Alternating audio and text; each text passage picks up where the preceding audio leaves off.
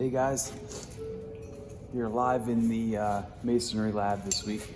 What I would like to do is kind of just do a quick demo of striking joints. I noticed one of the problems that a lot of us are having is just getting these to look nice or presentable, cleaned up. It's a difficult task in that shop mortar does not lend itself to hardening as fast as mortar that contains Portland cement, which you would be using on a real job site. So we're at a bit of a disadvantage here to begin with. It's mostly sand and lime, so it's gonna stay wet, which is a harder type of mortar to strike and to get it to look good, as opposed to one that is beginning to set up to get harder.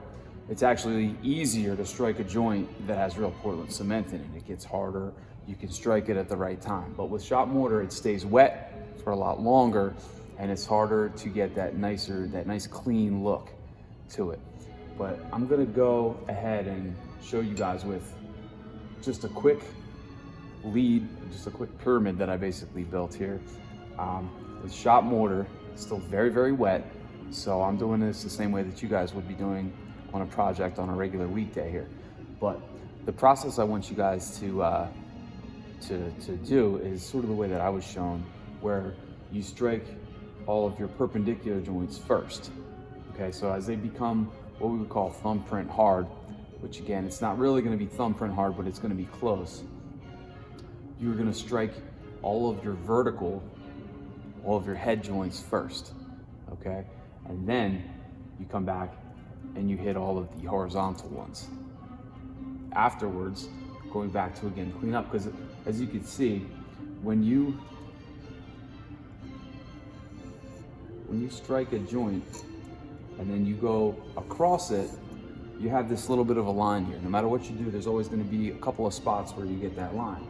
In order to get that back out, you have to hit and strike through that joint a second, sometimes a third time, to make it look good, to end up with more of a clean appearance to it. So what I'm gonna do here is just real quickly strike all of these vertical joints, okay?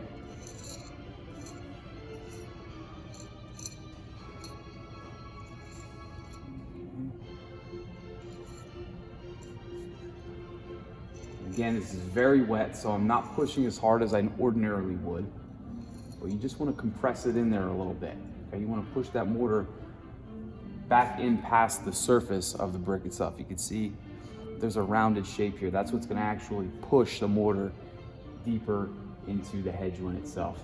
So hopefully I have the camera positioned correctly here. We're just looking for a nice, clean, rounded look. And I think those are all of them that I did today. So now I'm gonna go back in and start to clean these up horizontally.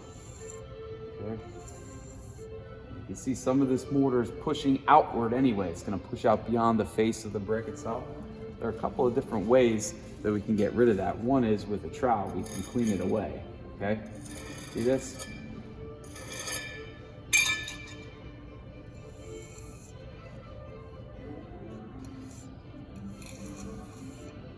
Some people like doing this with a sled runner. I personally prefer just a convex joiner. But you can do this either way. It's the same principle. You want to get rid of that extra little line in there. Hopefully you guys could kind of see that from the camera angle there, but you clean these tags away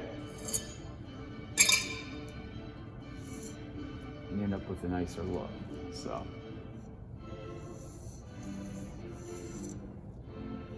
but you can see this is wet mortar, and that's why it's pushing out like that.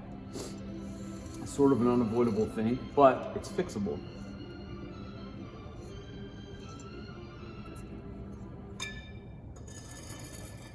This is how I would want you guys to clean your brickwork up at the end of a shop day here, just to give it a little bit more of a finished look. You can see it's a little bit of a pain here. You have to take your time with it, but you want to get rid of all those little tabs that want to hang out from the face of the brick. They're unsightly and it's unprofessional, okay? Get rid of all that. We don't always work with the nicest looking bricks here, but you can clean them up the best that you can.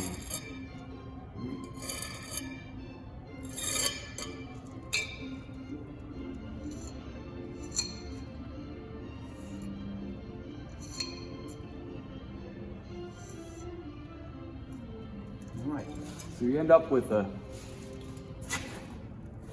pretty decent looking face to this wall here. Again, it's still wet. If I touch this with my thumb, I'm probably gonna leave a mark.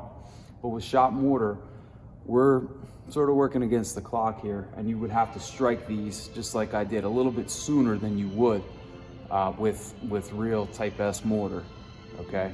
So, especially in the summertime, you set up a lot faster. As you guys know, the temperature has a lot to do with how quick this stuff gets hard. But at the end, I'm gonna try to do this here, but you can come back at the very end and sort of clean up the face of these with a mace's brush here to just give it that final clean look. But hopefully that gives you guys kind of an idea how I want these things to look.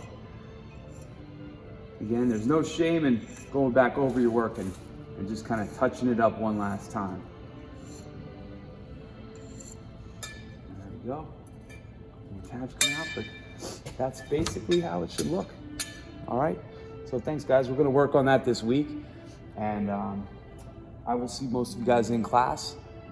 For those of you who are still at home virtual, I will see you next week. Thanks again.